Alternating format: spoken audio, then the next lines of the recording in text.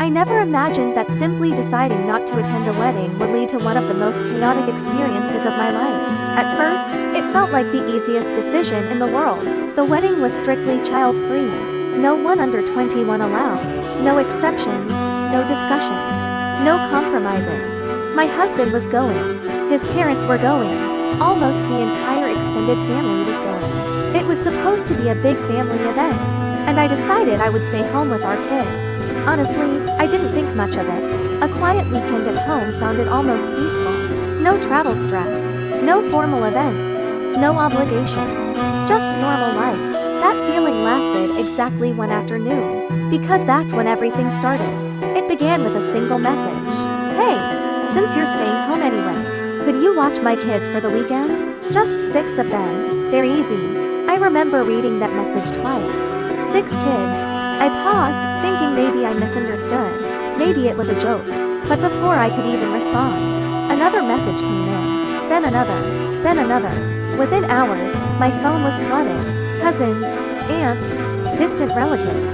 People I barely spoke to suddenly had one thing in common. They all wanted me to watch their children. By the end of the first day, I had been asked to take care of 23 kids. And not a single person had actually asked if I could. They didn't ask. They assumed, as if my time, my home, my entire weekend had already been allocated for them. One message stood out more than the rest. An aunt casually wrote, I already told the kids they're staying at your house. They're so excited. That's when I stopped breathing for a second. Not because of the number, but because of the assumption behind it. They had already told their children, before even asking me. That moment changed something in my perception of everything. But it didn't stop there. The next morning, I opened my front door and found something waiting. Sleeping bags. Multiple sleeping bags, stacked neatly like my house had been transformed into a camp overnight. No warning, no explanation, just expectation. As if I had already agreed. As if my consent didn't matter at all. Then came the phone call.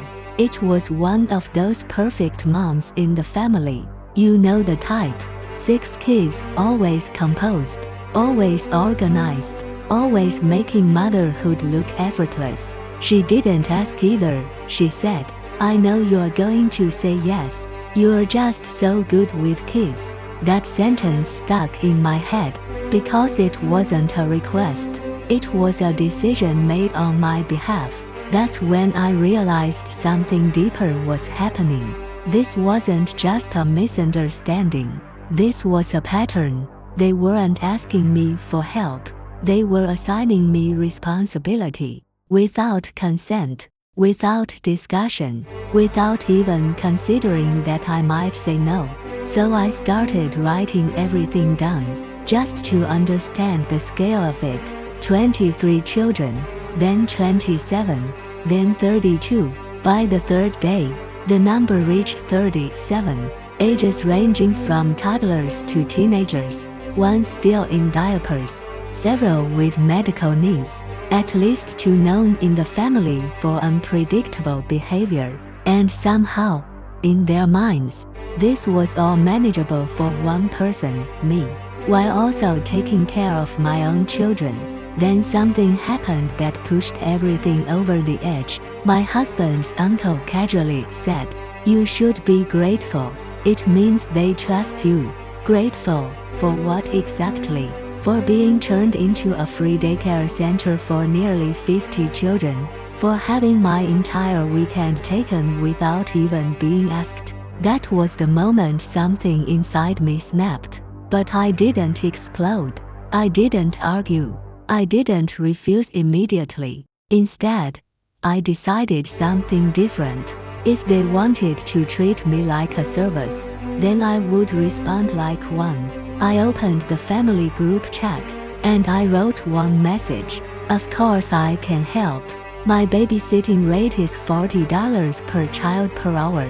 Overnight care is extra. Food and supplies are not included. Payment must be made in advance. Then I stopped typing. I didn't add emojis. I didn't soften it. I didn't explain, just silence. For 10 minutes, nothing happened. Then my phone exploded. How dare you charge family? This is disgusting. Family doesn't do business. You're greedy. You're ruining everything. I read every message calmly, almost detached. Then I replied with one line. Then family can watch their own children. That should have ended it. But it didn't. Because instead of backing down, the situation escalated in a completely different direction. They started improvising. If I wouldn't do it, they would solve it another way. Teenagers in the family were suddenly recruited. Cousins were pressured. People who had never agreed to anything were now being volunteered without consent. And that's when the real chaos started. Because now it wasn't just about me anymore. It became family versus family. Arguments broke out in group chats. People accused each other of manipulation. My in-laws got involved. Then more relatives. Then the bride herself called me. She sounded overwhelmed, tired, on the verge of breaking. She told me something I didn't expect. Half the guests were threatening not to attend the wedding anymore because there was no childcare solution, and somehow I was being blamed for it, as if I had created the entire situation, as if I had promised something, as if I had agreed, but I hadn't. Then she said something that made everything freeze. You agreed to help. Why are you backing out now? I stayed silent for a moment because I knew the truth. I had never agreed.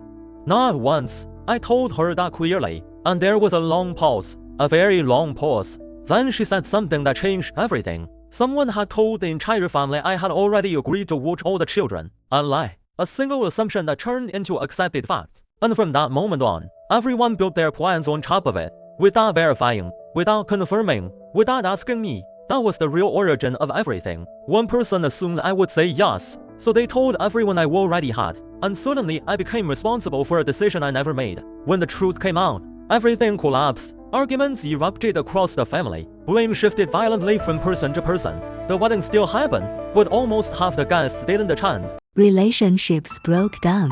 Some people stopped speaking entirely. And through all of it, I stayed out of the chaos. Because I wasn't the problem. I was just the person they tried to use without permission. After that weekend, something changed permanently. No one ever asked me to babysit again. Not once. The aunt who started the assumption stopped speaking to me entirely. And honestly, I didn't care. Because for the first time, my boundaries weren't ignored. They were understood and respected. Sometimes I still think about how small it all started. One message, 6 kids, and how quickly it escalated into 50. It still feels unreal, but it taught me something I'll never forget. People will take as much as you silently allow them to take. And the moment you stop being convenient, everything changes. So I'll ask you what I still ask myself. Was I wrong for refusing?